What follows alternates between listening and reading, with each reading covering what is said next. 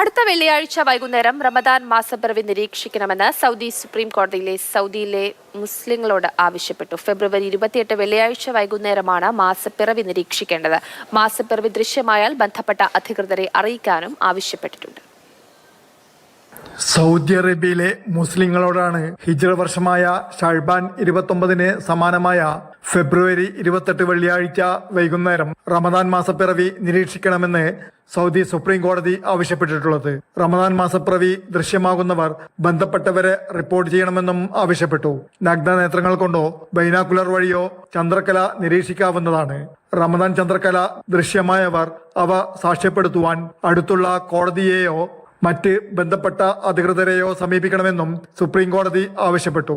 മാസപ്പിറവി നിരീക്ഷിക്കുവാനായി താൽപര്യമുള്ളവർ അതാത് പ്രദേശങ്ങളിൽ രൂപീകരിച്ച കമ്മിറ്റിയുമായി സഹകരിക്കണമെന്നും സൗദിയിലെ എല്ലാ മുസ്ലിങ്ങളോടും സുപ്രീം കോടതി ആവശ്യപ്പെട്ടതായി സൗദി പ്രസ് ഏജൻസി റിപ്പോർട്ട് ചെയ്തു. വെള്ളിയാഴ്ച മാസപ്പിറവി ദൃശ്യമായാൽ ശനിയാഴ്ച റമദാൻ മാസം 1-ാം തീയതിയായി പരിഗണിക്കുകയും വ്രതാനുഷ്ഠാന മാസത്തിന് തുടക്കമാവുകയും ചെയ്യും.